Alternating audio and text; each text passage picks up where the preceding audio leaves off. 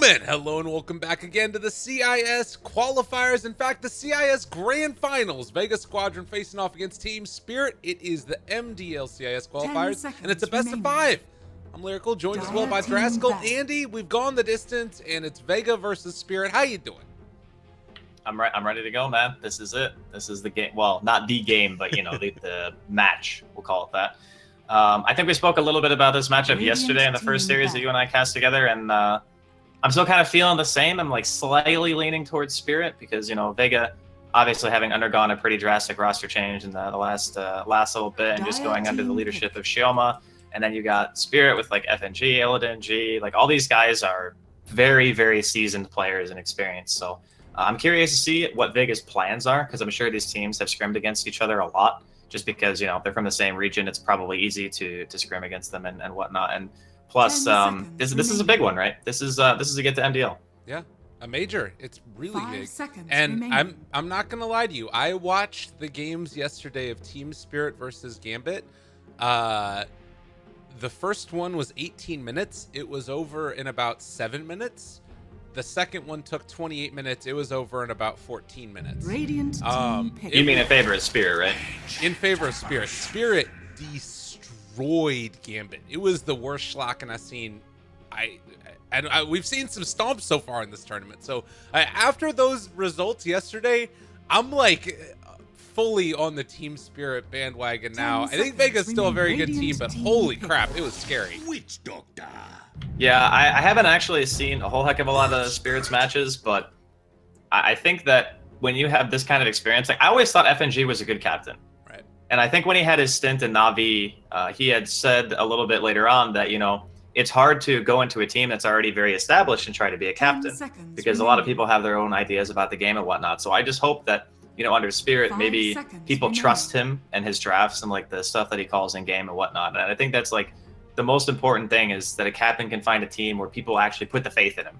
Yeah, totally. And that's so important, like to also just everybody be on the same page as far as the way that they want to play the game. You know, I think it also should be mentioned that this is not necessarily a grudge match necessarily, but, you know, G, former Vega Squadron member as well. You know, back in the day ended up playing with, I think, a couple of the same squads. The roster change did involve him. So we'll see if that comes into play at all as well. But Ancient Apparition is an opening, Witch Doctor, Earth Spirit, and the Death Prophet. A little bit different than how we've been seeing it recently. It feels like there's been maybe a bit of a change in the meta. Well, as far as the Death Prophet goes, that pick has been pretty much the same. I know a lot of the CIS teams have been favoring Witch Doctor. Maybe not even just that, but the hero just seems to be in a pretty good spot right now. Good disable, good damage, offers some kind of sustain as well, so you don't have to worry about it as much. And then the AA is just, there's a lot of compositions out there right now that have healing. Like Chen is in the meta, obviously Death Prophet's in the meta, Omni Knight, all these heroes that they want to sustain their push through heal.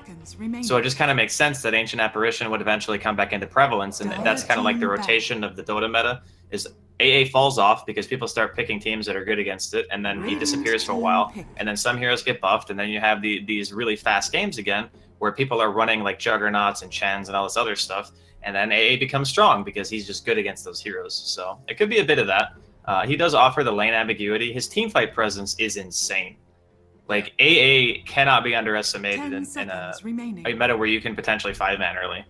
Well, and the things that I've seen too is in the laning stage, it feels like it's even better than it used to be, right? You're running around throwing out the chilling touch, and it's actually slowing people when you hit them on top of everything else. And I think it doesn't reduce attack speed anymore either, does it? Nope, it doesn't. Yeah, they removed that a while ago. It's like those two changes alone are really good, and then on top of that, you throw down the Ice Vortex. You're moving a little bit more quicker now as well.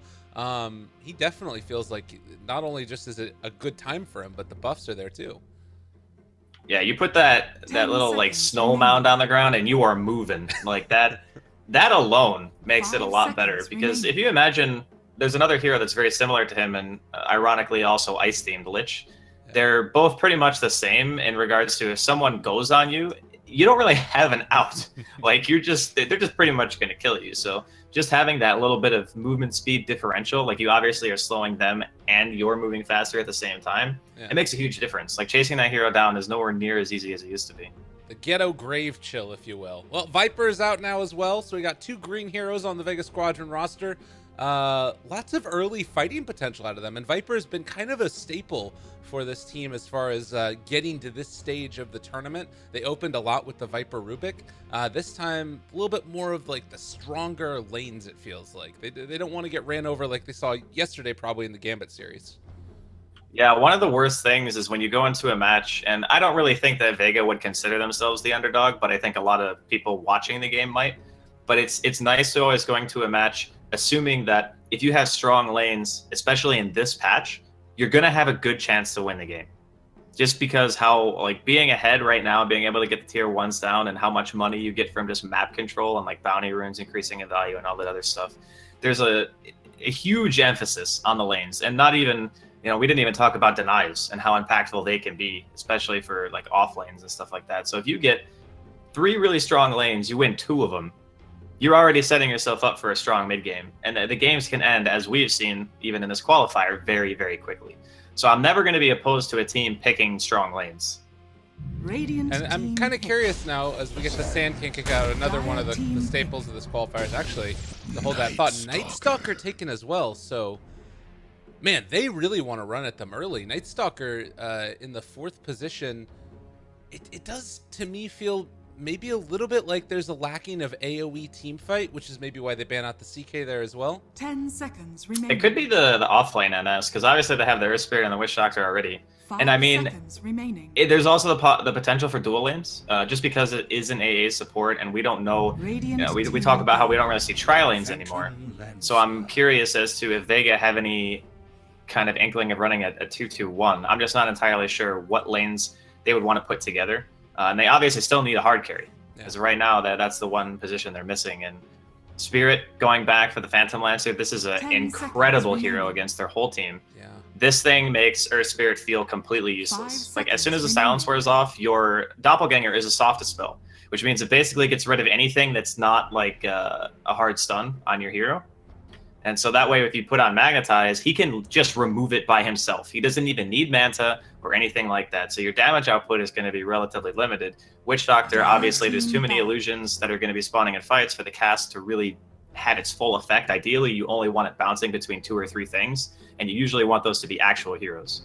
Obviously, no AoE, like you mentioned, and it's a very, very, very good PL game. Yeah, I'm thinking, like, what the hell do you do in this last pick? Like, heroes that you need... Maybe a Sven is a possibility, or like a Jug going for Battle Fury. I guess that's one of the things. Maybe you can go for like a Battle Fury builder for the last pick for Vega Squadron. Or it could be TB as well. Like TB or Sven, I think are good choices. You want obviously a core that's going to buy BKB, because Sand King and AA. If you don't have BKB against those 2 heroes, you're just dead every single fight, like regardless of what happens. The lineup is okay. So they do ban TB. The lineup is a little bit. I don't think it can support something greedier than that. So maybe they do go back for what you mentioned before. Okay. Well, Team Spirit now looking most likely for their offlaner. And that's one of the things, too, maybe thinking about the way that Vega Squadron need to play this. If you're running this Night Stalker pick, in some ways you could go eventually for the Aghanim Scepter build, just control the entire map. But at the same time, they don't have that like big team fight presence. There's an Underlord pick for Team Spirit. This feels like high momentum from them. I want something fast from Vega. Well, the rest of their lineup pretty much follows that suit anyway. Yeah. Like, all these heroes can do stuff relatively early. I guess if you want to call a hero slow on the team, it's ironic that you would say Night Stalker, because he's the one who actually needs first night. Right. Everyone else can do stuff at like just level 2. Like Earth Spirit and Witch Doctor are really good examples of that. I'm really digging the Underlord. It's a great hero because they have good team fight on the side of Spirit. With the Sand King lockdown, I wouldn't say they have the greatest amount of initiation, but with this type of lineup, it's not really necessary, just because as of right now, they do have kind of the late game supremacy with their heroes. Like DP late game is fine, PL late game is obviously going to be super strong. We could see a DK, we could see a Sven. Okay, Lifestealer. So it's like you said, it's a fast hero. It's something that's going to push the pace of the game. It has the built-in BKB, so you don't have to worry about things like getting stuck in a pit. I think maybe they were worried that taking something else like the DK or the Sven might be even a little bit too slow for their lineup, and are scared that they might get run over or get like too far behind before they're able to really do what they want with those heroes. Now, I will mention that there was a game very early on in the qualifiers, I think it was against Navi actually, where we saw a Blizzy Night Stalker, and throughout the first night, he actually didn't roam around with it. They hit the second timing with the Night Stalker and used the first timing just to dominate his lane, which was a little bit of an interesting look of the Night Stalker play. So I'm curious if they're going to run a similar type of situation and try and hit that like 12-minute timing as opposed to, wait, 12 minutes? Is that right? Is that the second night time? Am I crazy? It's 4 minutes. Yeah, it should be 12. Okay, yeah, so 12. Need to do a little bit of math early on in the morning. But yeah, and then maybe they can go like with, you know, whatever items they need at that point. Solar Crest, if he's able to get up to that, or most likely just an Urn and whatever else. But we'll see. Game number 1 underway now. Team Spirit versus Vega Squadron. We'll see if they have enough in the tank. Do you like the Lifestealer pick? You said it fits the draft at least. Do you think that this is a good way to play Dota right now? I think that Lifestealer is something that people are just picking regardless of whether or not it's countered. Like, I would consider PL a counter to Lifestealer, but if you're confident in your ability to take the fights and you can get in with like the NS, for example, or the Earth Spirit, and you can get out with the Infest and get the kill at the beginning, then that initiation into a team fight can still be very strong. It's not as if the lineup just doesn't function or the hero doesn't function against Spirit. It's more as you're putting the emphasis right now on executing the draft. If they execute well, it can certainly be strong, like undoubtedly. But if they don't execute, there will come a stage in the game where Spirit will have these heroes that they don't necessarily want to fight into, and at the same time, they have limited ways of starting their own fights, and pushing is difficult. So I would say they need to be pretty much winning their lanes, and they need to make something happen in the first 1 or 2 nights, like we kind of already expected with the hero like NS. And if they don't, they could be in for some trouble. All right, well, we'll see if this happens. Game number 1. I guess that's the other thing to mention. In a best of 5, you have a lot more leeway to try and execute your draft first, see if Team Spirit is capable of dealing with it. There's kind of like, not necessarily a rock, paper, scissors dynamic to it, but more I guess what feels like almost like a vetoes thing, where if like you try your strat first and you know, you execute as best you can, and if you're able to get away with the win in game number 1, then it's the enemy team that has to respond. Yeah, and it's also hero comfortability, right? Yeah. Like when you're playing against a team that you respect, and I'm sure that both these teams respect each other, you want to play stuff that you can, you know, you actually can play. Right. And believe it or not, pro players do have hero pools. Like they don't play everything the same. There are people who are known for certain heroes, so maybe they just didn't feel comfortable playing on something else besides the Lifestealer, or maybe that's just a comfort pick for him. Who knows? There's a lot of inner workings in the draft besides what hero is good against what hero. And they do end up sticking a 1v1 with the Lifestealer versus the Underlord. It does mean that we're going to end up with basically a 2-2-1, as the Xayah Earth Spirit is going to use his mobility to try and pull a creep wave back, give a nicer time for this Night Stalker. Yeah, I was curious what the ES would do in a situation like this where they do the dual lane mid with the safe laner. And this is really nice because you can basically pull the creeps for your off lane. And when you know that you're going to have a hard time getting a kill somewhere else, like say he was a bounty hunter or something, you'd pretty much be seeing the same thing. Right. Because he's helping his off lane by creep pulling. It's very dangerous for Blizzy to do it. And even if the support dies, he still gets the lane equilibrium where he wants it to be. So this is a really good thing for like aspiring forward positions out there. If you can't gank away. Getting ran at in this top lane, or rather bottom lane as well. One more hit. That's going to be first blood, drawn by Slayer. Capable of making that happen with the rotation bottom. Nice pickup. Yeah, this is a tough lane early on for the Underlord, especially considering Witch Doctor is a very hard hitting support.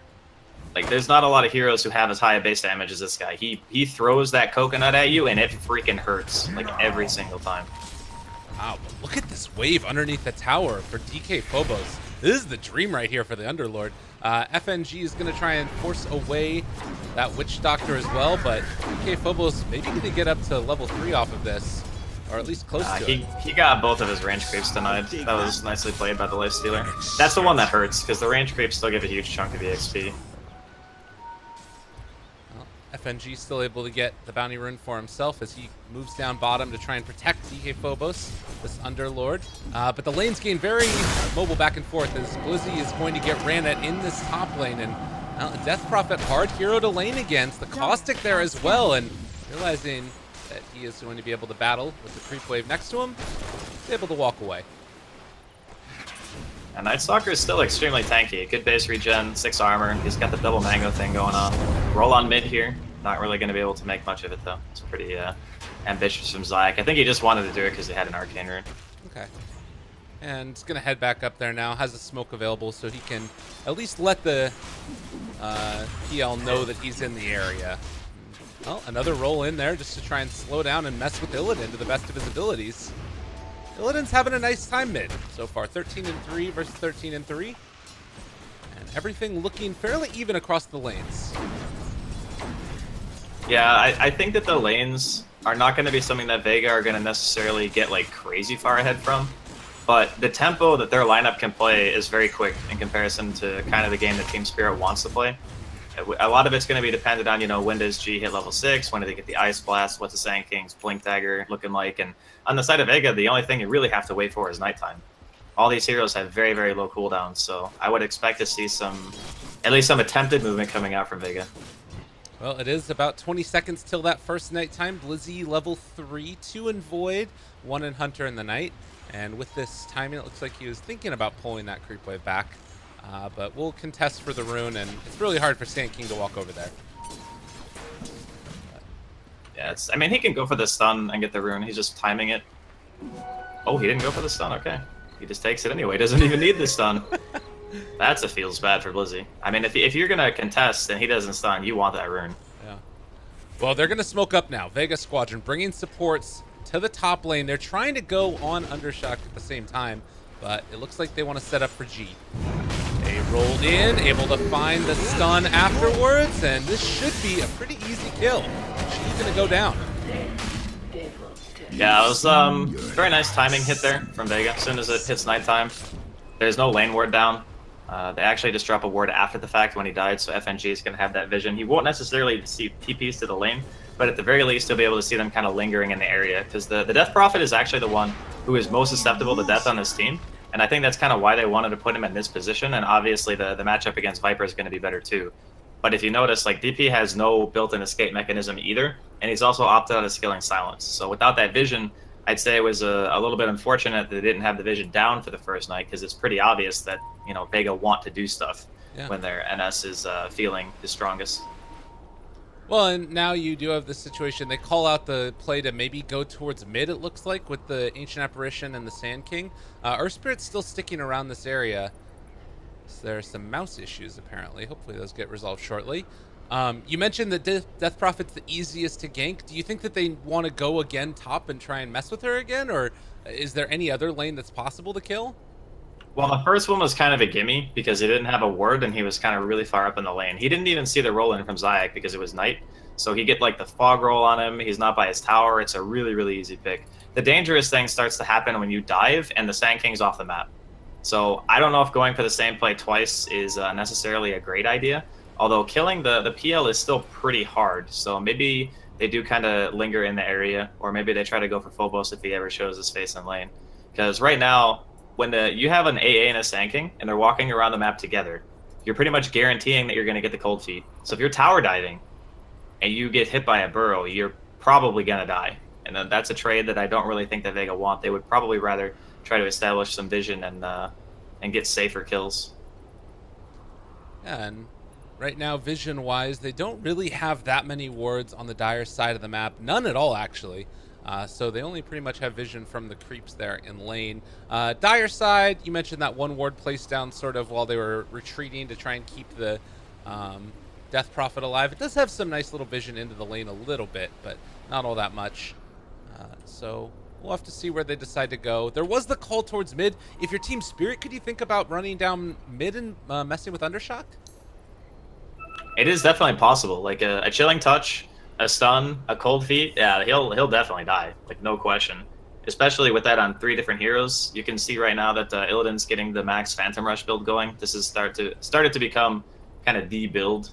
It just gives you a lot of mobility. It allows you to harass heroes that it doesn't cost you any mana. Right. That's like the big thing. Instead of spamming lances, now you just like Phantom Rush. You can toggle it on and off. So when you're normally CSing, you toggle it off, and when the hero's out of position, you turn it back on, you run to him straight away, you hit him, you lance him, and it's a huge amount of damage. So it is definitely a thing to kill Undershock for sure. And I don't think that a Witch Doctor at this point offers quite as much turnaround power as like the Sand King does, unless you're standing like right on top of each other under the tower. Then he can definitely do some work. I mean, Viper has gone for a very defensive type of build. This is the one we've been seeing more often in these qualifiers, the 2-0-2. And I remember that one play, I think it was actually in the Vega Squadron game against Na'Vi, where they dove underneath the tower for a Viper at like the 10-minute mark or something, and Undershock was just sitting there like daring them to come at him, and he just completely destroyed him. But I guess in a certain way, if you're talking about Viper, it's less effective against the Phantom Rush build than against the Lance build. Yeah, you don't want to really trade as Viper against melee heroes too, because they have a stout shield, obviously, and that makes it rough. Like, if you can close the gap and you get in on the Viper, that's when he becomes very susceptible to melee heroes. So PL having kind of that utility of being able to just get in right away is very, very useful. And then you can just use your Doppelganger to get out. You know, if you're in a bad spot, you see a cask flying out from Shioma, you can just dodge it. It's a very, very nice hero for these types of situations. Well, still waiting for the mouse issues to be resolved. Hopefully that all does finish up very shortly. Do they have a smoke actually on these guys? It doesn't look like Team Spirit do have one. They have one queued up on Sand King, but it's going to be a while before that's able to get out there. Looks like Zayat might also try and go for like a wraparound and place a ward behind the tower, possibly. Apparently FNG wanting to take a little bit of a nap. So that's fine. I mean, I can't blame him, you know. First game of a grand finals for a qualifier, and then someone's mouse just decides to explode. It's all good. Right. Oh, here we go. Back in there. Yeah, it looks like they're not going to go for it. They're instead going to see if they can mess with Blizzy a little bit, and I guess this is the other thing. That's a pretty easy kill, too, as you were mentioning, if they find him. Yeah. FNG and G are the two easiest kills by far. Like, it's not even close. They see Slayer now. Need to be careful. They're trying to bait this out, though, and there's going to be the turnaround. Maledict down already. G is living through this, though. He's got his Spirit Siphon out. It's still a lot of damage. It looks like they'll be able to kill off Zayats. So baited very effectively, but Death Prophet takes a lot of damage from that Maledict. Oh, wait! She got it broken. Her salve just got broken as well, so Death Prophet maybe a little bit susceptible to damage again. Yeah, he stabbed a little bit too early. Actually, wait, did he get it from the... No, FNG didn't have one, right? He popped it himself? Okay, so a little bit of a misplay. That definitely hurts them. If they go back up here, they can definitely kill him the next time because he won't have as much HP. If they wait too long, though, the Tangos will heal him up, and I guess right now Zayak doesn't really have any intention of coming back top. He's like, nah, man, that ain't gonna work. That's what I'm saying. If the Sand King and the AA are both missing, and they're just sitting on top of each other like that, you cannot underestimate how much damage they do. They will kill you. Yeah. Well, and our Spirit, like you said, doesn't want any more of that. He's going to run a DK Phobos. He does have a haste room.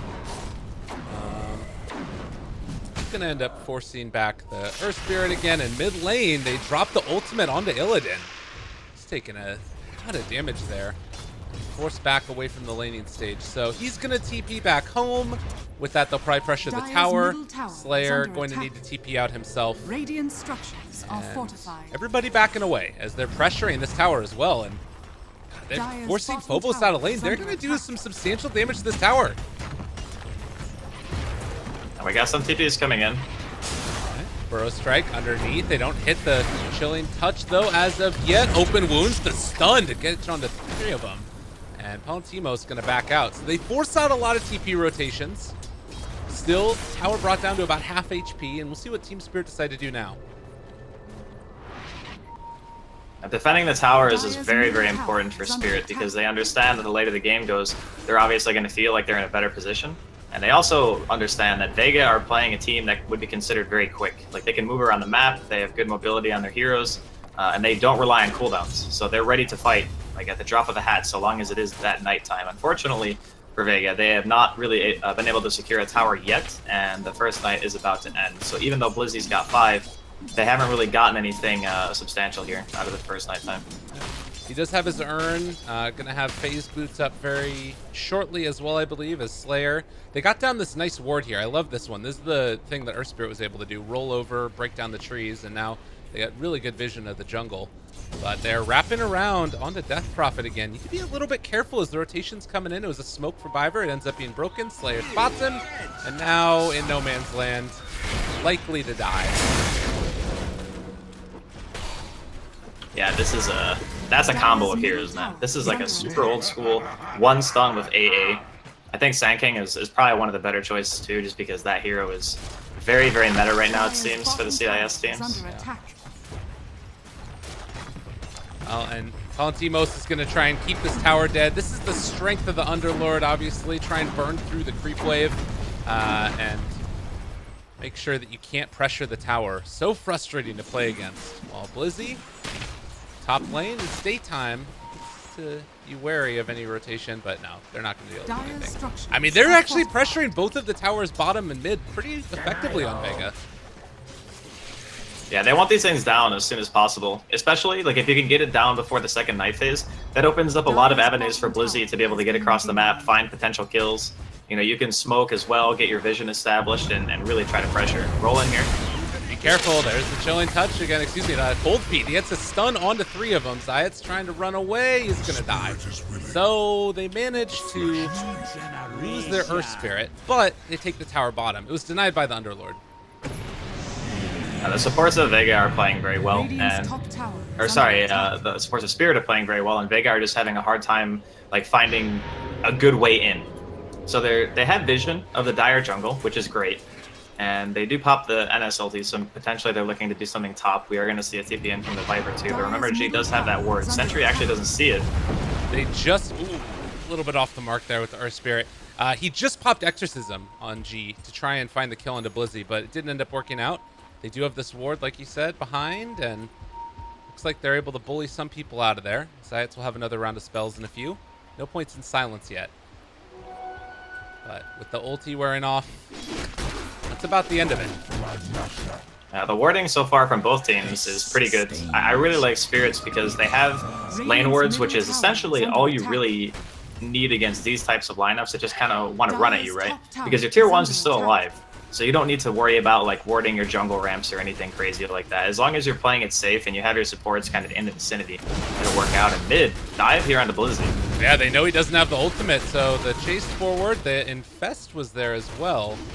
It sounded like from Palatimo. So clearing out the creep wave, they keep Blizzy alive. And meanwhile, they're going to try and pressure top lane. They have a siege creep here for this. A lot of damage going to be dealt. They know the supports had just showed, so Undershock getting a pretty much free reign on this tower for the time being, and it looks as if Spirit want to make a move on bottom as well. TPs right now, Night Stalker and the Earth Spirit, the only ones that are really in the position to come and fend this. And it looks like instead Sand King wanting to defend his top tower. So constant movement of defending of towers. It is still a 2,000 gold lead for Vega Squadron right now, just by virtue of that structural damage and a little bit of experience into their favor as well. Still no actual building taken from the side of Vega. They will have a Knight in about 30 seconds though, and that's another point in which they can group together and try to get a kill. The ward is faded top now, so there's not going to be any vision this time around from G if they want to go for a play similarly to what they did earlier. And it looks like instead G and Viver want to move towards mid and maybe set up for a tower of their own with Exorcism. It's only Blizzy here. It is about to turn nighttime though, so he'll be able to be a little bit more survivable with this. Has just used his phase boots, gonna back out again, and turns nighttime. As they try and gank him, he's just gonna run away. Actually gets the silence off. Exorcism did manage to come out in time though, and they get the ulti onto Undershock. Barely in time, they find the stun, almost killing off the DP. They are gonna bring her down. A big turn right there. They lose the Viper, but take the DP, and now Viper needing to run away, but is going to find that Burrow Strike. A little bit off the mark with the Maledict, Witch Doctor ultimate out as well. But this Night Stalker with a Void and the Phase Boots should be able to chase him down. So another kill going their way. It was a nice attempted juke there from the Sand King. Unfortunately, he's not able to get away. Unfortunately, timed rotation, I would say. Like, they found Blizzy first as it turned night. They got full vision of the gank that was coming at them, and they were pretty much diving behind a tier 1 tower. So maybe a bit overzealous there from Spirit and not so perfectly timed. But they are allowing space here for Illidan to hit some creeps because he's trying to recover a bit. Obviously, he's not quite up to snuff with the Lifestealer and the Viper just yet. And they're actually setting up on him now. They get the silence off. Oh, the stun. It's going to connect as well. Ice Blast. They're trying to take down this PL. He's going to be able to doppelganger it off, though. Magnetize. It's over. Oh, wait, no. They reapply it. Able to get it on a second time now. Illidan's starting to fall down low, and he is almost going to die. He's on absolutely nothing, and they do bring him down. But they lost the Earth Spirit in turn. They got the AA also, though. On him as well. It's almost getting really low here. Just going to jump inside of a creep, run away. So G not able to punish that Lifestealer, who is going for Radiance and has his relic completed. And that was a really big kill on the peel. If you can delay his defusal timing in a game like this, it's huge because it means that his teamfight presence is not going to really exist until he has that one item. And Vega, they continue to accrue a lead here. Yeah, and getting that Magnetize reapplied, so key. They are going to spot the Courier here, thinking about going for a snipe now, but I think that it also scouted out the heroes, so a little fortuitous for Team Spirit as they're going to back away from mid. And with this nighttime, it is really scary trying to fight into this lineup. Especially without your Exorcism up. I don't know if they have any intention of trying to defend this tower. Maybe look for a deny? Also, FNG just placed a ward, and I think that Blizzy spotted out that that was going on. Diver behind. They're going to pop the fortification, and now they see the Sand King trying to take him down. Turn around, though. Pit of Malice, very low. Viper is going to end up falling there, and wow, the Coconut's bouncing back and forth. Witch Doctor ultimate out as well. FNG is going to fall. So Viper and Witch Doctor combined for a couple kills. That was a really nice combo from Vega. They scout out the Sand King immediately with the Night Stalker using his Hunter and the Night active, so he got Flying Vision. They catch it right away. Man, that silence lasts so long, and then he got a Geomagnetic Grip on top of it, so he was just never able to burrow. Even with the Pit of Malice on the ground, they couldn't really disengage cleanly, even with FNG landing a 2-man Ice Blast. So and now they're trying to take down the PL again, and they're going to just drop the Magnetize onto it. They're able to find the stun, find the kill. PL going down again.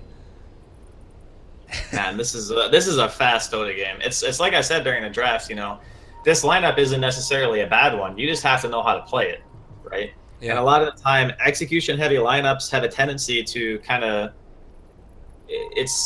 they either own or flop. There's usually not much in between. And right now, they are definitely owning. And it doesn't feel like it gets a hell of a lot easier, at least until the PO gets a lot of farm. But you look at Palatimos, he's going to have his Radiance online. Just going to Rage TP away from there. Team Spirit not able to find a kill. Yeah, if he gets that Radiance at a decent timing, which it is now there, 15 minutes in, I'm starting to get very, very concerned for Team Spirit. Yeah, especially considering, you know, one of the big downsides of running this dual support with the Sand King and the AA is that since they pretty much have to be together in order to be effective, the Sand King is not really finding as much farm as you would normally see on a position 4 Sand King. You know, 20-minute Blink Daggers and less are seen pretty commonly in competitive play if the Sand King isn't forced to have an AA attached at the hip. But I guess that's it's also like they defended a lot of towers for a really long time, like their tier 1s, and they were able to get a lot of return kills. It's just that the pressure isn't stopping from Vega. Good play there by Illidan to back out. Zayat wasn't able to find the silence, and so they do get away and gonna instead pressure top lane, it looks like, where Undershock is already there. He has gone for the Dragonlance and now going back for the Hurricane Pike early on. Going to be that siege engine for Vega Squadron as they try and finish off and take down these tier 2 towers. Bottom lane, defense coming in. Earth Spirit is there. He's got the lifesteal inside of him, able to jump immediately there onto the Underlord, and now chasing forward for more. Blizzy is here as well. He has already used his ultimate earlier, so he doesn't have any way to try and make that work. They find the kill onto the Earth Spirit. Blizzy now chasing, but it is daytime, so it's going to be harder for him to get any type of vision, and no way to see up high to get that void off. Man, this is brutal. Every move that Spirit are making right now is just getting countered out by Vega. And even with the daytime, I don't really think they care that much right now, just because this Lifestealer is going to have Solar Crest Radiance completed. So this build is unbelievably strong against a hero that relies on auto-attacking to kill you. because you get the evasion from the Solar Crest itself, and then you get the Missor on top of that. Plus, since the PL isn't really super strong yet, the Radiance Burn is going to make his illusions feel very, very weak, and he's not going to be able to sit there and just hit on the target that he wants to hit, because the lower you get, obviously, the weaker your illusions become because they spawn with the same amount of health that your hero has. Right. And I think that at this particular juncture, taking a team fight for Spirit, barring like a perfect initiation with like a Blink Dagger from the Sand King and like an Ice Blast, is going to be super, super difficult. And like you mentioned, he hasn't been able to farm for himself, so he really needs that extra like tower gold, which isn't coming either. He's still around, what, 700 gold away from finishing it off. And you are also going to have the Diffusal Blade up very shortly on the PL. I think that it's actually flying out to him right now. Does that allow them to take the fight at all, like having a Diffusal Blade on PL, or no? Well, it certainly helps. I just don't think he can focus a Lifestealer. Like, I think this Lifestealer, unless he gets like perfectly CC'd, is going to be impossible to take down. They have to get like a stun into a silence and maybe pop Ghost to kill him. He gets the silence onto both of them. There's going to be a big old ultimate onto him. He gets the rage off the turnaround, though, and he's starting to bring them low. He is eventually going to fall, and so they do get that perfect combination, able to take him down. Everybody else runs away. Vega Squadron realizing they do not want to stick around much longer. They are going to pop a bit of Malice, a little bit off the mark there, force staff to keep their buddy alive, and measured losses. They need to back out, though. They're actually deciding to turn around and try to take down the PL. He ends up falling. So they don't get away with a clean kill, and now they might end up losing Phobos as well, as he is getting ran down. They've got a TD on Undershock, forced up to the high ground, although they still have vision up there, as Blizzy is chasing. Are they really thinking about chasing this further? And Blizzy is going in. He's out of his dang mind. He's about to get frozen as well. They turn it back around, and Blizzy going to, well, drop in a second here. They're also running forward with Undershock, trying to get out whatever damage they can. This Viper is a monster right now, and Blizzy actually able to live throughout the duration of that ulti. As they chase down Viper, trying to TP away. They lose vision. They couldn't get it. Switch to daytime. Man, the fact that they got the Lifestealer kill is really big, but man, they are paying for it super hard right now. Even G's getting chased down. All right, looks like I'll be able to get the TPL. No stun here on a Viper, but it's like I said, if you get the perfect stun into the silence, or I guess in this case it was silence into stun, they can kill him.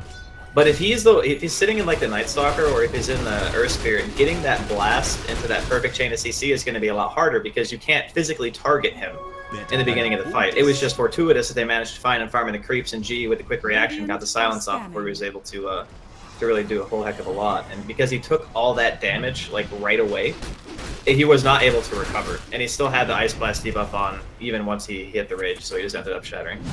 And they're taking down Roshan now as well. Vega Squadron looking to try and finish this off. I don't know if Team Spirit realized it, or if they realize that they can't really come and contest it. Exorcism off cooldown 20 seconds, but I completely agree. This is feeling like, even with that perfect fight, they end up losing the PL. Probably not necessary for the PL to go down there, maybe a little bit too far forward and they get punished for it, but how do you try and deal with this now with an Aegis on Palantimos? It doesn't feel like he's going to die at all. Well, Viper is getting really close to Blink, and that's something that is super important for Spirit right now because they don't really have a nice way of getting their epicenter damage out in the fight. So I think this is going to be kind of a game changer for them. Not only in the sense of the team fight, but also you're going to have another hero who can sit in side lanes and kind of push it out. So if you don't plan on doing some kind of 5-man defense of your tier 2s, then ideally you would just be sitting in side lanes of Phobos and like have Viper or Illidan showing somewhere else on the map and try to distract them and force their focus elsewhere. Otherwise, what will happen is that the lanes will get pushed in, and Vega will look for a fight, which they are right now, because they're currently smoked up with 3 other heroes, and then they're just going to go for a tier 2. It looks like Team Spirit know this is going on too. A lot of pings out on the map that they backed off together, end up going for the smoke. But I don't even know if they can really stop it, even if they know it's coming. A ward placed, very nice here. Just outside of vision of that sentry ward as well, and they hit the scan as well. Yeah, that was a very nice scan. So they know what's up. They understand that there was it's very common when you're pushing a tower and you're like going up the lane that you smoke a couple of heroes in front of you because you want to catch the people rotating to defend that tower if it is going to be defended, right? So like you catch them before they're prepared, and then you start the fight. The other heroes come there, and you hopefully win before the reinforcements, if any, come out from the enemy team. Oh, and now they're moving over to try and defend their tier 1 as meanwhile bottom lane is being pressured in. So they're actually going to go for the Dark Rift. Everybody gathers together and they escape. A nice play there. And that's the strength of this Underlord, really. He can move as 5 and then get back together all at once. Yeah, it's a nice utility in a game like this where you're kind of looking to dodge the fight. So they accomplish 2 things. They're going to get a little bit of farming time, and they're also forcing Vega across the map, and that means they're not pressuring a tier 3 right now, which is definitely important because that tier 3, one of those drops, it gets out of hand real quick. Team Spirit on the high grounds, maybe looking to defend their tier 2, or do they just let it go?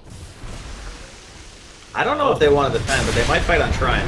Lizzie very far forward, needing to run away now, does pop his pipe, but in trouble and under fire. They're wrapped around from the other side, though. Now they find the AA. He's already dead, and Blizzy able to walk away. He's actually living through all that. DK Phobos, he does not have a Dark Rift to get out of there. The epicenter to try and turn it, but they're able to dodge away. It hits only onto Blizzy, and he's just going to run away to the high ground. He manages to escape again on nothing.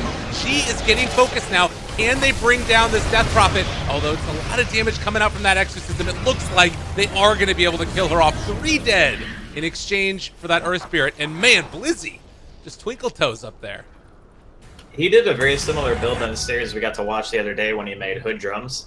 He's just so freaking tanky. Like, he ate an Epicenter. Granted, the Burrow Strike missed because he was a little bit too far away, so Byra wasn't able to get like the full extent of his damage. He got Ice Blasted. He ran on top of a freaking shrine alone with like 2 to 3 heroes there, and he's still not dead. Yeah, that's crazy. And now they don't have Exorcism for this. Granted, with no Earth Spirit and everybody fairly low, it looks like Vega are going to back out for now.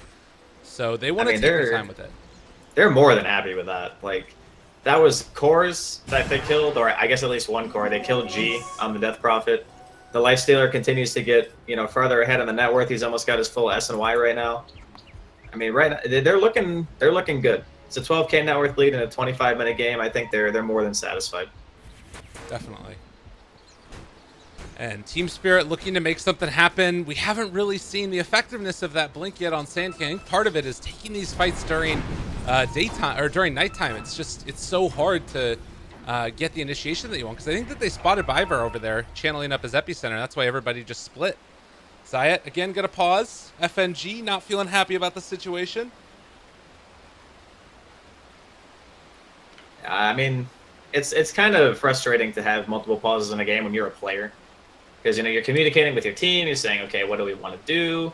And then it's just like pause, and then all your thought process about the game stops, and you have to like refocus when the pause actually ends. So it is a little bit annoying, but obviously you want everyone to be on an even playing ground. So if someone's still having peripheral issues, it's totally understandable. Absolutely. Well, it is, like we said, Blink Sand King, Death Prophet, trying to finish off that BKB. She did have the Octarine core queued up, realizing now that it just can't afford to not have that BKB. Should mention also that Lifestealer is going back for his Sanjin Yasha. He has already finished off the Yasha, and I think that Viper is got the BKB being delivered to him right now as well. Yeah, really big items coming in for Vega, especially the BKB on Viper. They have a lot of damage right now on the side of Spirit that is magic, which is required to actually get kills. So it's going to be like similar to the Lifestealer situation. If you can open on them, you can kill them. They're going for Blizzy again here. This guy, he's getting ran at. Does have phase boots, but not going to be able to live through this. So looks like Blizzy is going to go down. And mid lane, they tried to see if they could do something to Illidan, but no real chance for it. TP's back to the bottom lane. DK Phobos going to push out the wave.